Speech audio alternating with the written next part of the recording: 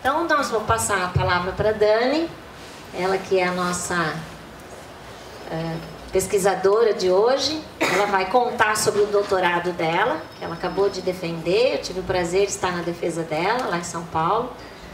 Foi uma defesa brilhante, né? Brilhante, emocionante, longa.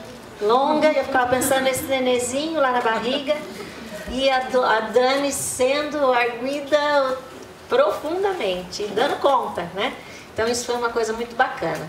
E bacana também foi ver a paixão dela pela pesquisa, a paixão dela por Rio Claro, né?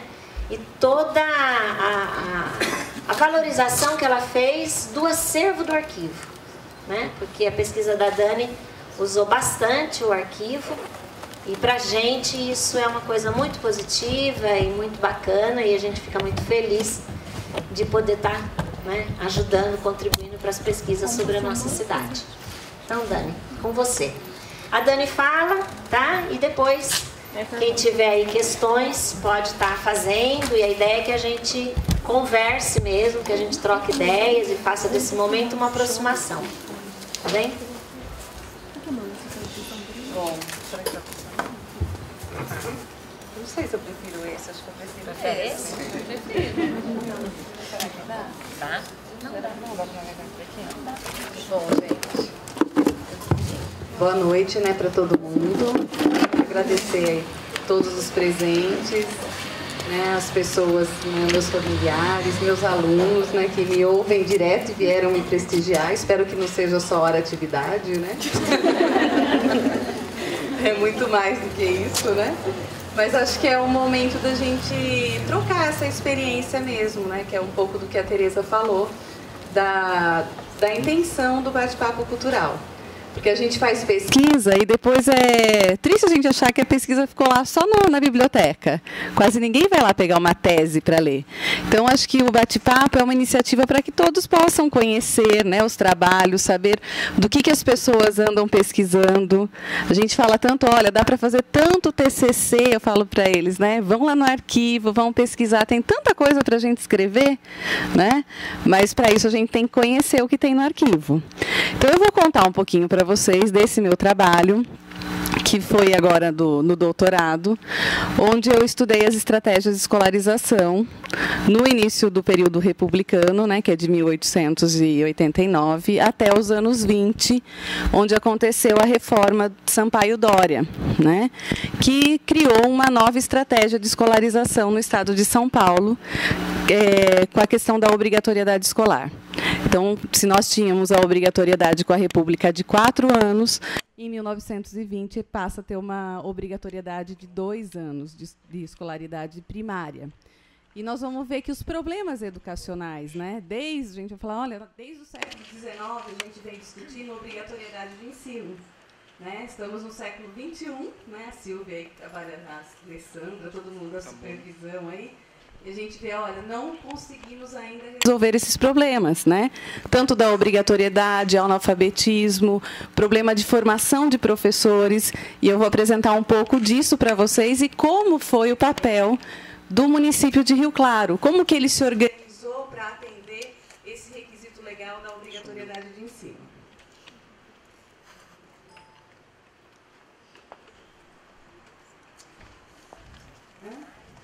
Então, ó, o que nós...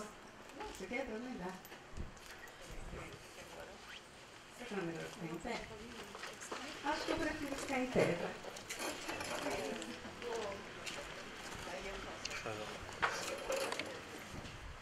Bom, então, olha lá.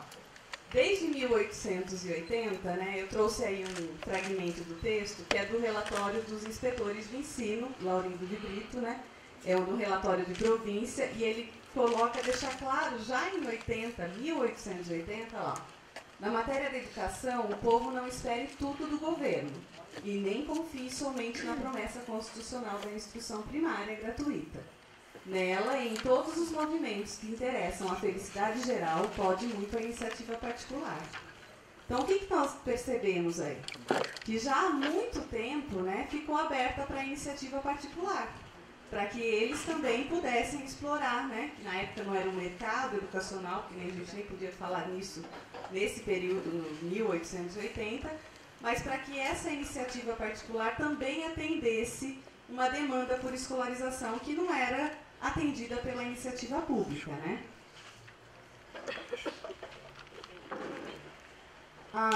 Tendo a lei da obrigatoriedade, é bom que vocês pensem assim, quando que passou a ter obrigatoriedade de ensino no estado de São Paulo? A lei no estado de São Paulo é de 1874, né? Nós vamos ter o estado de Minas, que é de 1835, já com obrigatoriedade de ensino, isso no Império ainda, né? E o que nós percebemos? Mesmo com a proclamação da República, em 1889, né, que vem para resolver todos os problemas aí da educação, ela não consegue resolver isso. E a lei, né, no final, nesse período de transição Império-República, nós vamos ver vários movimentos para atender essa obrigatoriedade de ensino. O que vai acontecer? Uma pressão muito forte nos municípios, né? Então, como havia uma lei, né, o governo não dá conta, o que ele faz? Vai começar a incentivar os municípios a também aderirem, né, e tomarem conta, né, de uma parte dessa modalidade de ensino. Aí o jornal de Rio Claro, o Alfa, né, que é um jornal que tem a coleção completa lá no arquivo, né, né, tem um monte de pesquisa que pode sair dela ainda. Eu fiz uma, mas, né, tem possibilidade de N trabalhos, né, através do jornal. O que nós vamos ver? No jornal, ele começa a publicar quase que diariamente. O jornal tem uma coluna que não é tão organizado em colunas da forma que a gente conhece hoje, né? Mas ele vai aparecer assim, todo dia, artigos falando sobre educação. E aí começam a ter, né, os colaboradores, né, vizinhos aqui nosso, publicando no jornal, no Alfa, fazendo uma pressão para os políticos rioplarenses. Aí, em 1905, nós vamos ver lá, ensino obrigatório, na primeira capa já, está na página, né, 1 já, falando, olha, Descalvados já tem uma lei de obrigatoriedade de ensino. E aí, o que Rio Claro vai fazer com isso? Né, eles começam, o que o Joaquim Salles pode fazer? Pressionando os políticos de Rio Claro. Outras cidades, né, então, dão um passo à frente, e nós vamos ver que em Rio Claro, a lei da obrigatoriedade de ensino só acontece em 1920, né? Outras cidades acontecem antes, em Rio Claro, né? Vai ficar uma discussão no jornal, em outros lugares, né? Mas como lei ela só aparece em 20. E aí como que é essa lei da obrigatoriedade? Olha lá. É uma lei, né, do ensino obrigatório para crianças de 8 a 12 anos, as crianças que residem, né, na distância de mais de 1 quilômetro, né, então onde não tenha uma outra escola. E aí eu até grifei, quem que está fora dessa, olha lá, mendigos, filhos de filhas únicas de viúva, né, crianças lá que vão falar que tenham uma incapacidade física, moral. Então nós vamos ver que nada ainda sobre a questão da inclusão, tudo que a gente fala hoje é tudo muito moderno. Nessa época todos estavam fora também. Então era só para quem era tido normal, né, entre aspas aí, e que atendesse a esse requisito aí legal, né.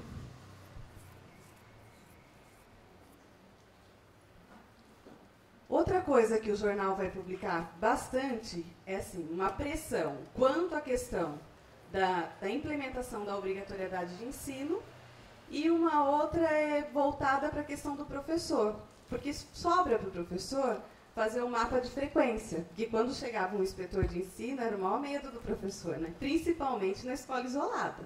Não sei se a Alessandra e a Silvia põem medo ainda quando vão visitar algumas escolas, né, que elas são supervisoras. Mas quando chega o supervisor, tem que estar tudo em ordem, né? Quando vai para o grupo escolar, a escola ela tem um diretor, então o diretor organiza tudo isso. Mas imaginem vocês numa escola isolada. O inspetor tinha que ir a cavalo, demorava para chegar, né? Chegava lá, fazia dava uma lição, pegava o caderno, conferia para ver se o professor tinha ensinado ou não tinha.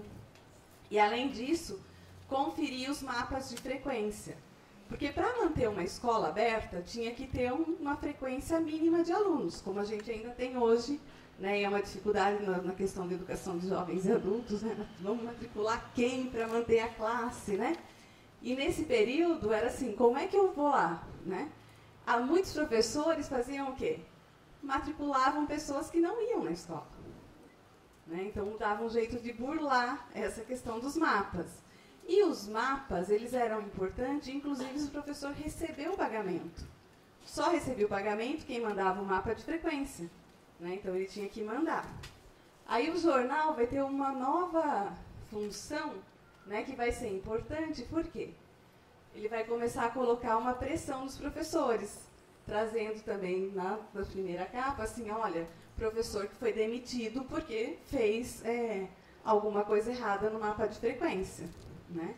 Isso eu queria mostrar para que todo mundo tinha que tomar cuidado, né? Vamos fazer as coisas certas, porque, olha, o Estado está de olho. Né? Então, olha lá, professor da primeira escola de São Paulo, né, lá de Agudos, foi processado administrativamente por falsificação de mapas e boletins escolares. Então, falsificou e aí ele foi demitido.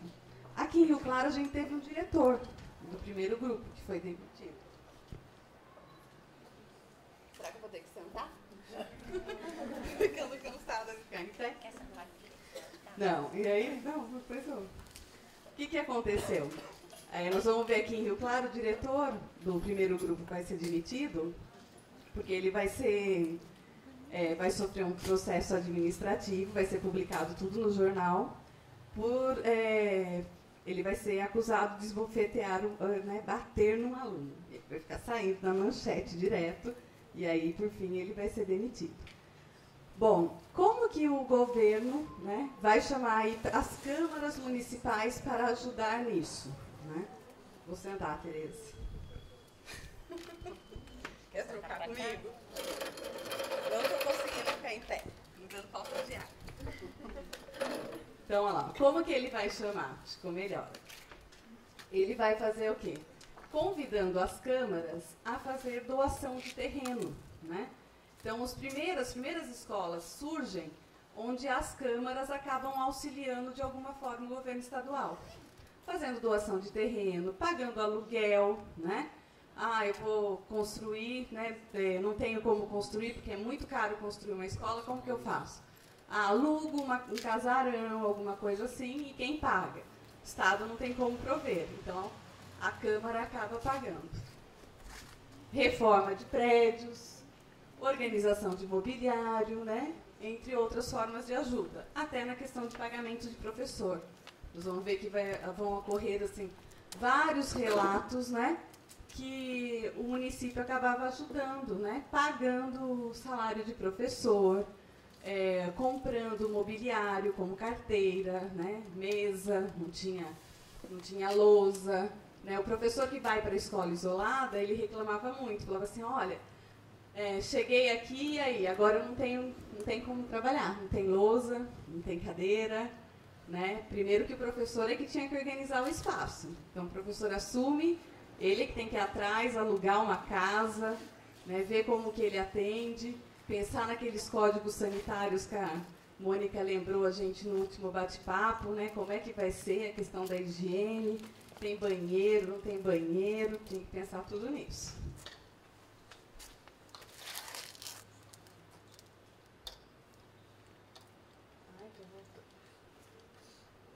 Aí esse também é um documento que eu encontrei lá no arquivo. Vão ter vários recibos de aluguel, né? Porque antes do Joaquim Salles, que foi o nosso primeiro grupo escolar, funcionar, né, no prédio onde ele estava, ele funcionou em outros lugares. E aí a prefeitura, né, a Câmara de Rio Claro, vai pagar muitos dos aluguéis. Então, no arquivo tem vários recibos. É interessante porque, assim, não é só o jornal que eu encontrei lá no arquivo. Muitos documentos que a gente fala assim, a história é feita de documentos cotidianos. Né? Vocês que vieram no encontro passado, viram lá, a Mônica estudou os casarões, né? Coisas comuns, que fazem parte da nossa vida e que viram fatos históricos. Né? No caso da pesquisa que eu realizei, o que a gente encontrou? Encontrei assim, muitos bilhetes de professor para diretor, informando, olha, que as condições eram precárias. Bilhete de professor falando que eu vou ter que faltar porque estou doente, não tem substituto, aí manda lá para o diretor do grupo escolar para que está vinculado, né? E aí já faltou a semana inteira, o bilhete chegou depois de outra semana, a escola já ficou fechada, né? Coisas de vó, né?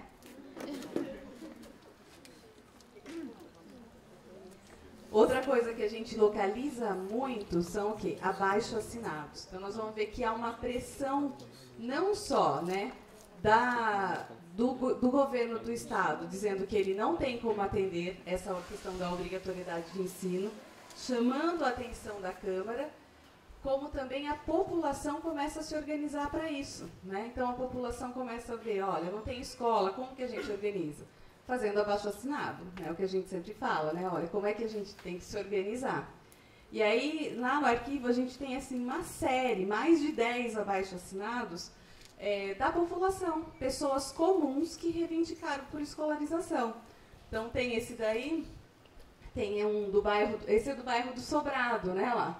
Pessoas em 1912 vão dizer lá, olha, nós temos aqui 70 alunos, né, 70 crianças em idade escolar, não tem escola, mas a gente tem uma sala, um lugar que pode servir para a escola.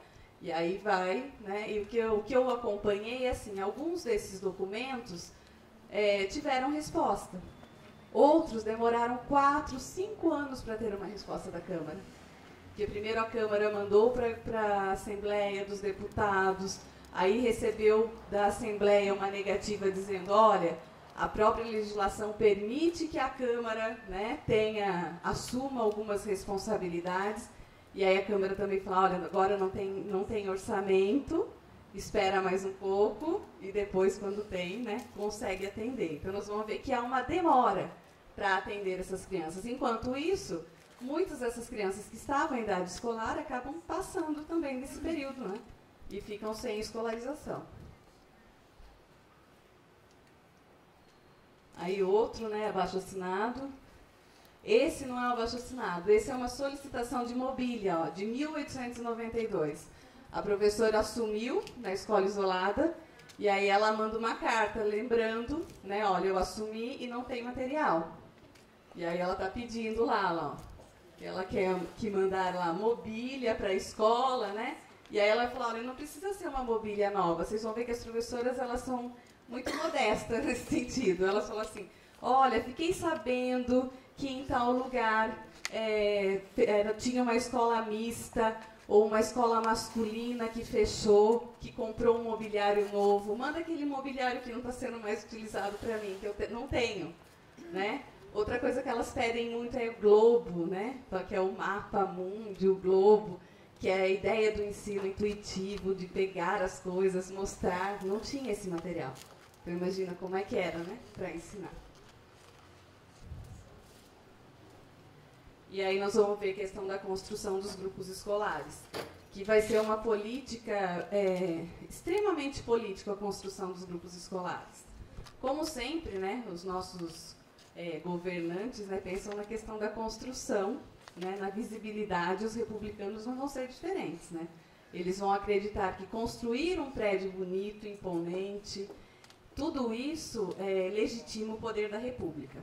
Então, eles vão investir na construção dos grupos escolares. Em todos os lugares? Não. Vão construir na capital e em algumas cidades do interior paulista. Quais delas? Onde eu tenho um político influente. Rio Claro vai receber o primeiro grupo escolar. Nós somos o 26º do estado de São Paulo a receber o grupo escolar. Rio Claro tem o primeiro em 1900, a lei de 1900, né? O grupo mesmo fica pronto em 1904. Que é o grupo escolar Joaquim Salles, que a gente conhece. Então, nós vamos ver que essas construções, elas se tornam uma moeda política, né? Quem tem mais, né, favorecimento, né, no governo, que está mais lá ligado, acaba recebendo esse tipo de implementação na sua cidade. Outros acabam discutindo por muito tempo e não tem. E a mesma coisa, a pressão no jornal, né? Olha, a cidade tal já conseguiu um grupo escolar e Rio Claro não conseguiu nada. Vamos, Joaquim Salles, o que você vai fazer pela população rioclarense? Aparece assim no jornal, a todo momento, né? Chamando esse clamor, né, desses políticos para que eles fizessem alguma coisa para que Rio Claro também conseguisse esse implemento aí, né, do grupo escolar, que era uma novidade. E o grupo escolar, ele foi assim, uma construção, né, que tinha muito mais do que só o prédio que a gente visualizava, né? Porque ele tinha toda uma organização, tanto administrativa como pedagógica, né? Que é um novo olhar sobre a escola, né? Sobre a questão da educação, do ensino. Como é que eu vejo isso? Então, cria a figura do diretor, as salas separadas, que até então o que nós vamos ter? A escola é o professor. Então, tem uma escola lá no bairro, na Santa Cruz. Quem é a escola? A professora Maria Amélia, não sei das quantas. Tem prédio? Não. Né? É a professora que dá aula da primeira à quarta série, né? A escola é ela. Né? Não tem outra. E o grupo escolar não. O professor já tem uma sala, né? Ele vai criar seriação, classificação. Ainda não vai criar ano, série, da forma que a gente conhece, porque havia uma defasagem muito grande. Né? Os alunos não entravam. Né? Hoje a gente fala aos 6, agora aos 4, né? Mas não tinha isso, né? Então nós vamos ver alunos no primeiro ano, na primeira série, na época, com 15 anos, né? Junto com crianças de 6 e 7 anos. Aqui em Rio Claro, como é que a gente sabe isso? Lendo os registros de matrícula, né? Que tem tanto lá no arquivo, como no arquivo do Joaquim Salles. Então, quando a gente pega os arquivos de matrícula, a gente vê as datas de nascimento das crianças, nós vamos descobrindo quem eram essas crianças que frequentavam esses espaços. Né? Qual era o perfil? De que família? Né? Que é a ideia lá. Ó. Os pais eram o quê? Faziam o quê? Moravam onde? Né? Tudo isso são indícios, então, que eu localizei na minha pesquisa. E aí nós vamos ver, né, a importância de Rio Claro por conta do Partido Republicano Paulista, que já tinha representação antes mesmo da proclamação da República. Essa foi uma charge que eu encontrei no jornal muito interessante, que eu até já comentei com os alunos, né, do cemitério, né, onde é que foi construído o grupo escolar. Né? E aí fala, nossa, é mal assombrado, tem gente que já estudou lá, que acha que o Joaquim Salles é mal assombrado. Né? Realmente ele foi construído no antigo cemitério. Já estava desativado o cemitério e tudo mais, né? Mas imaginem vocês que a forma do tratamento que era feito, né, quando tinha um enterro, era totalmente diferente do que a gente tem hoje.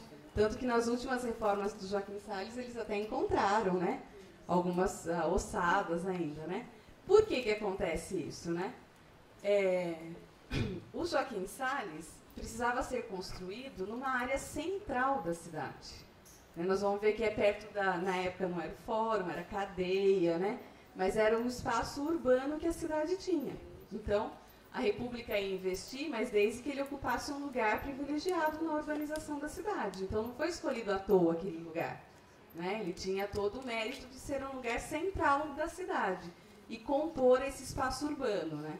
E aí vai ser uma briga, porque a prefeitura doa esse terreno para o Estado, né? O padre começa a movimentar a população, dizendo que, olha, né, não vamos aceitar que se construa lá. Só que o cemitério já estava desativado, mais de 20 anos. Mas aí, né, começou todo o problema.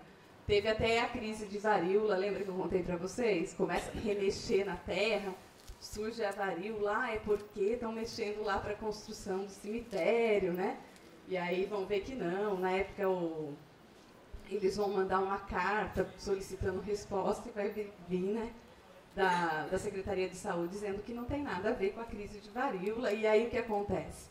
Constrói-se o grupo escolar. E aí é bem interessante o que está escrito lá, ó. Está salva a pátria, né? A pátria do Joaquim Salles, né? Porque ele era deputado, então ele tinha que ter, né, firmar a construção do grupo escolar. Então não era a pátria de Rio Claro, mas a pátria do político também, né? Tem que ter interpretado de outros olhares, né, lá.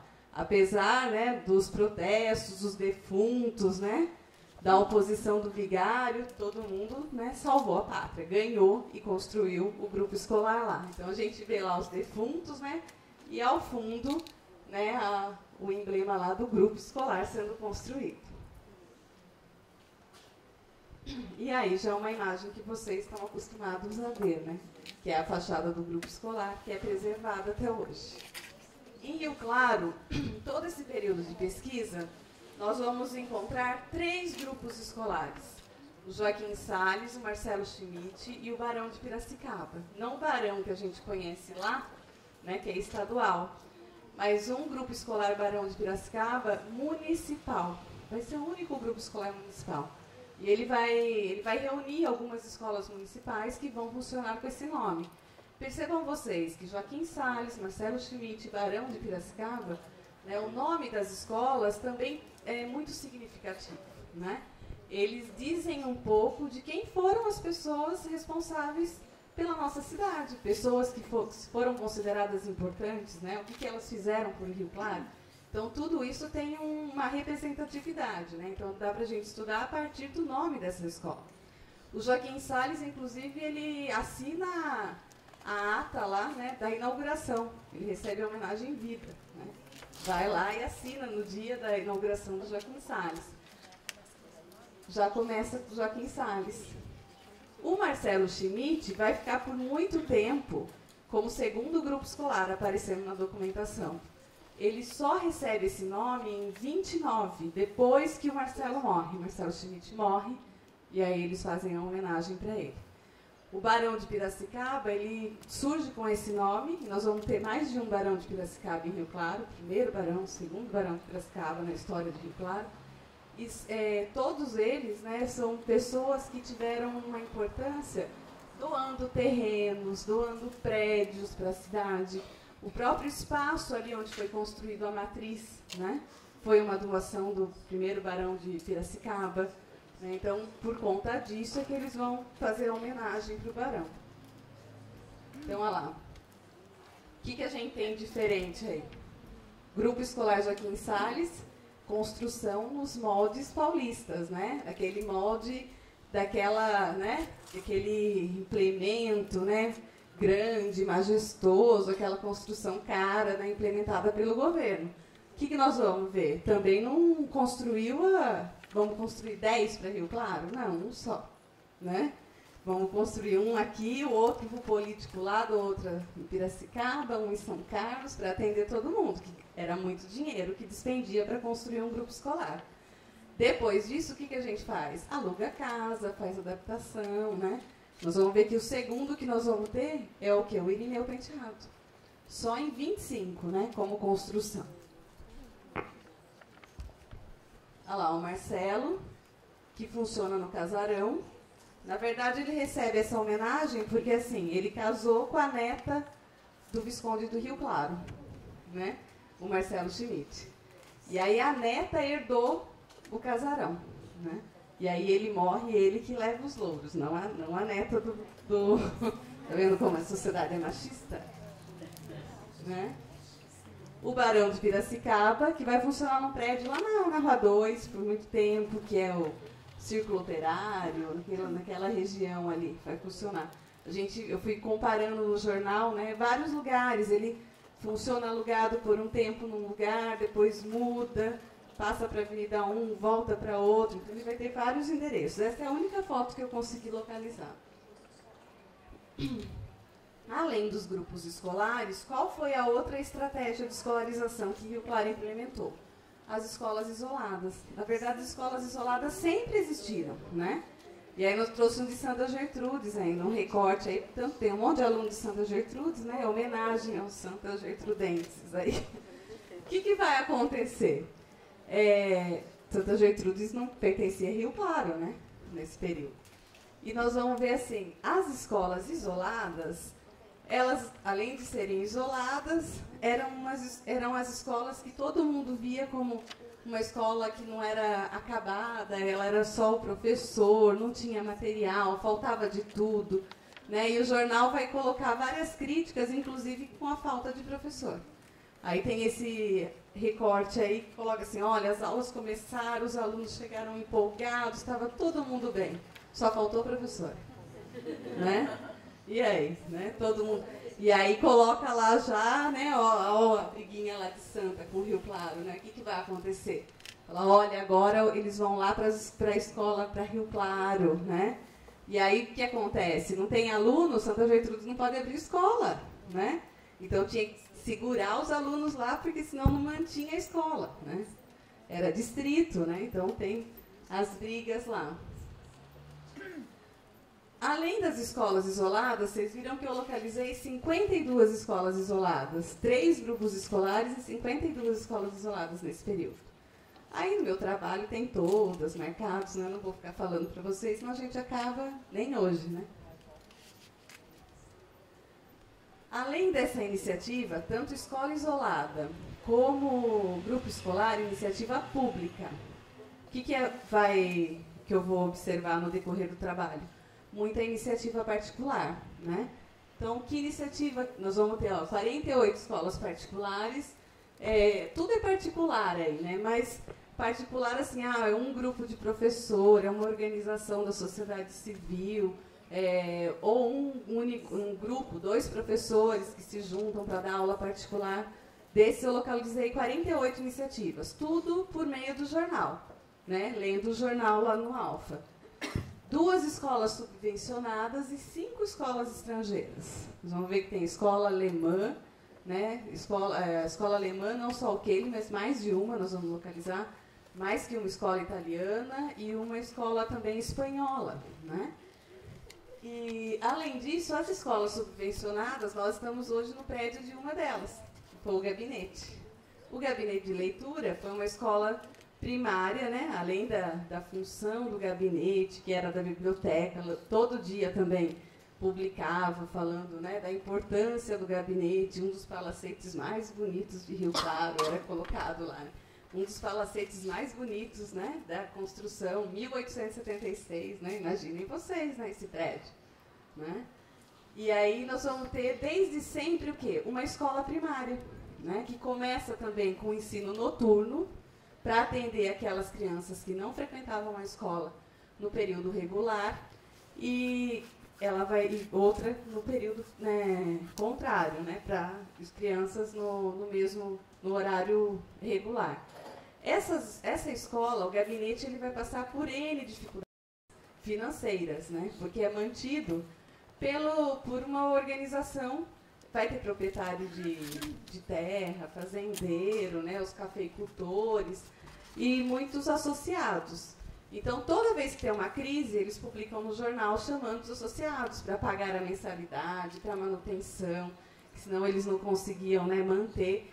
Eles falavam que não dava para manter as outras coisas, compra de livro, um monte de coisa. Mas a escola sempre foi constante. Só em 1920 é que a nova diretoria que assumiu o gabinete fala assim, olha, tendo em vista, né, as crises que o gabinete enfrentou em todo esse período, eles acharam melhor passar a escola para o governo estadual. Nós vamos ver que, então, todo o período que eu pesquisei, ela manteve-se como escola de iniciativa particular.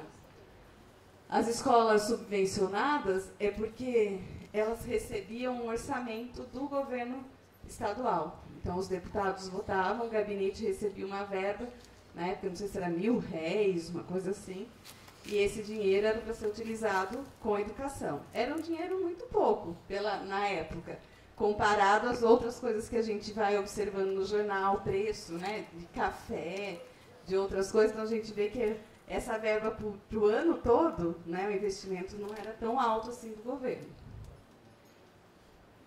As escolas estrangeiras, olha lá, nós vamos ter alemã, italiana e espanhola. A italiana e a espanhola, com um diferencial que elas publicam no jornal na língua delas. A italiana publica em italiana e a espanhola sempre também na língua, né, sempre em espanhol. Isso traz alguns indícios para a gente, pensando que ele tem também um público diferenciado. Quem é que vai para essa escola? Primeiro, que eu tenho que saber ler nessa língua, né? Senão eu não vou para essa escola. Como é que eu sei quando está anunciando que está aberta as vagas ou não, né? Então ela mantém esse padrão, diferente da escola alemã. A escola alemã sempre vai publicar em português, né? Ela passa por diversos nomes, tudo mais, mas sempre publica em português. Então, na escola alemã, embora a gente, no material que a gente localizou, ela receba também um número grande, né, de filhos, né, de alemães, a gente observa que ela estava aberta a outra população, que era uma população que também não entendia alemão. Diferente da escola italiana e espanhola, né, porque elas vão, já na divulgação delas, elas não dão abertura para para um outro público, né? Olha lá o gabinete, o Centro Operário 1º de Maio também vai ser subvencionado pelo Estado. E nós vamos ver que esse Centro Operário ele se fortalece depois que acontece o quê? A questão da ferrovia, né? Os operários vão se organizar. Então, essa classe operária que a gente conhece, né, ela também vai se fortalecendo e procurando criar espaços de cultura, de educação, de lazer, né? E aonde vão ficar esses espaços? Então, eles vão também solicitar para o Estado um orçamento, né? Essa subvenção, olha lá, podia ser dinheiro, material escolar. Eu utilizei a ideia de subvenção, porque assim, o que nós vamos observar? Que outras escolas recebiam ajuda, pagamento de aluguel, mobiliário. Aí essas escolas eu não entrei na categoria de subvenção. Criei subvenção, no meu trabalho eu peguei somente aquelas que tinham subvenção estadual, né, para poder fazer a análise.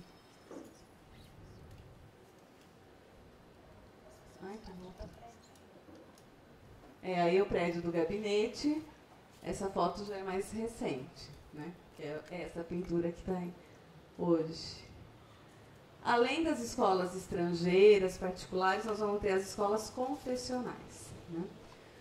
O Puríssimo vai ter a escola alemã, né? Que é confessional. Só que como a escola alemã, ela não tem nos seus anúncios nada que fala que estuda, né, a questão da religião, no trabalho também eu não a considerei como confessional. Só considerei o Puríssimo, porque o Puríssimo deixa claro, desde a sua existência, essa ideia do estudo da Bíblia, da Sagrada Escritura, né? Fica evidente que para qualquer, né, modalidade que ela vá trabalhar, essa ideia da religião é muito presente. Então, por isso que ela ficou dentro dessa categoria de escola confessional. E o Puríssimo, desde que ele começou, a ideia era formar a elite feminina de Rio Claro. Então, ele atende inicialmente só as mulheres, né? Vai depois abrir o curso normal, sempre pensando nessa formação das mulheres. É muito engraçado, eles colocam assim, ó, que ensinam a bordar, trabalhos de agulha, né? Então, ele deixa claro que essa mulher precisava aprender, né? Qual era essa educação da mulher nesse período, o que se tinha, né? Aí, além disso, eu trouxe alguns, né, para vocês terem uma ideia dessa iniciativa particular que às vezes aparece com o nome de colégio, às vezes instituto, internato, externato. Então, escola infantil, né? Ó. E aí todas elas cobram, né? Então tem um preço para estudar nessas escolas. Nós vamos ver que a escola particular sempre cobrou, né? Tanto as escolas estrangeiras, elas também cobram, né? A escola italiana vai ter um preço, a escola alemã, né? Todas serão privadas, né? Particulares. Então, olha lá, tem vários. E aí, por que eu coloquei? Por exemplo, aí era uma escola particular, era o professor Líbero Braga, ele anunciando que dava aula, tanto no período diurno quanto noturno, olha lá, ó. Ensino primário, complementar e secundário, né? Que são os níveis lá, lembra do níveis de ensino, modalidades de escola, que eu falo sempre para meus alunos, é diferente, né? Caiu na prova, né? Então, por que é diferente isso, né?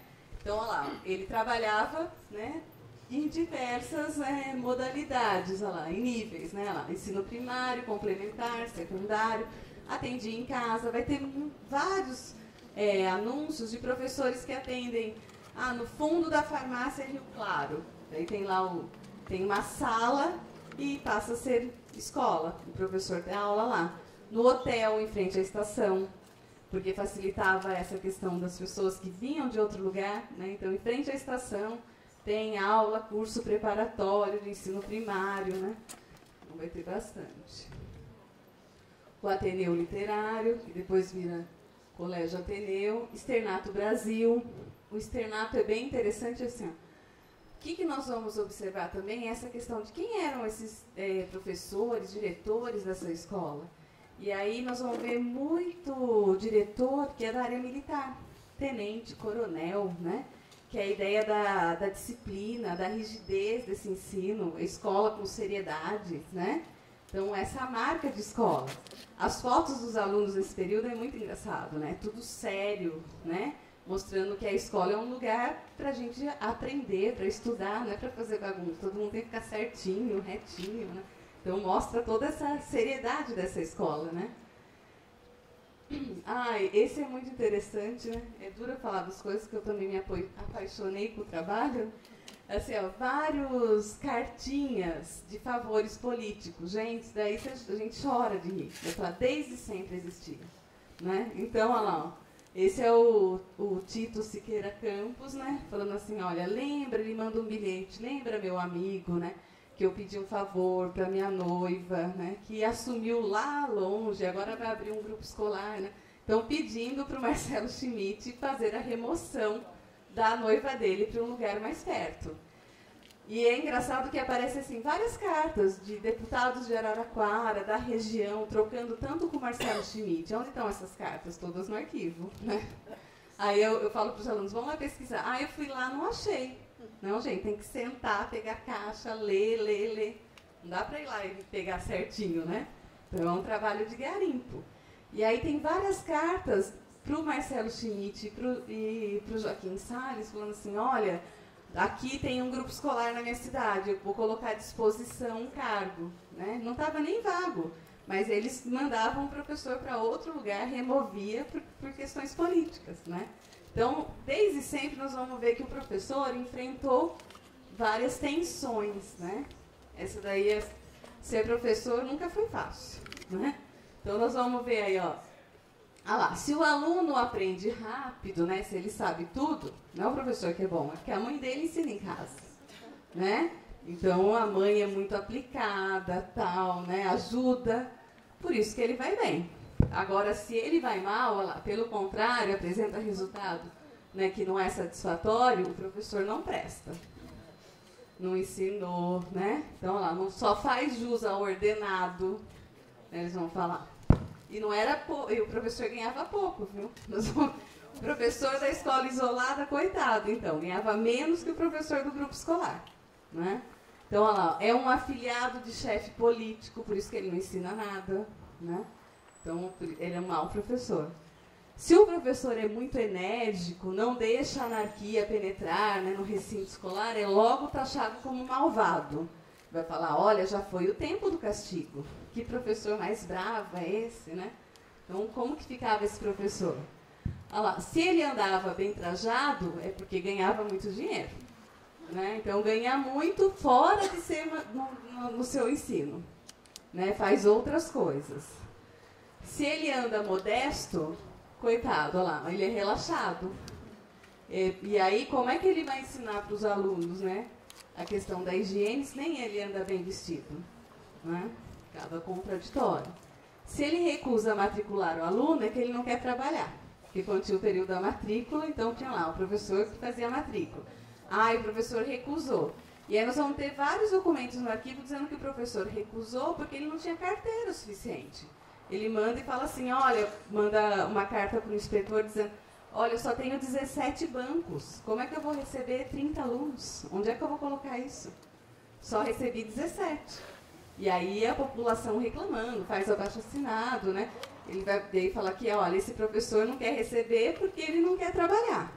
Agora, quando ele recebe, porque também tinha na própria legislação que o professor podia dobrar o período. Ele é ganancioso, quer trabalhar para ganhar mais, né?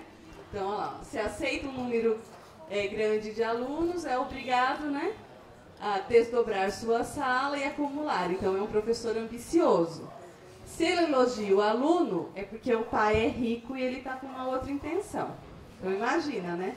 Não era fácil ser professor. E aí, o que a gente, já indo para os nossos finalmente, o que a gente observa aí, né? Que os problemas que a gente tinha lá no século XIX de educação continuam se discutindo ainda hoje, no século XXI, né? A gente não conseguiu resolver isso. E aí, qual é o grande nó? Falta de investimento. E o investimento, nós vamos ver que não é só dinheiro. Quais eram os problemas na época? Também formação de professor, né? Todo mundo para ir para a escola do grupo escolar tem que ser formado na escola normal. Quantas escolas normais tinham no Estado no início do período republicano? 4.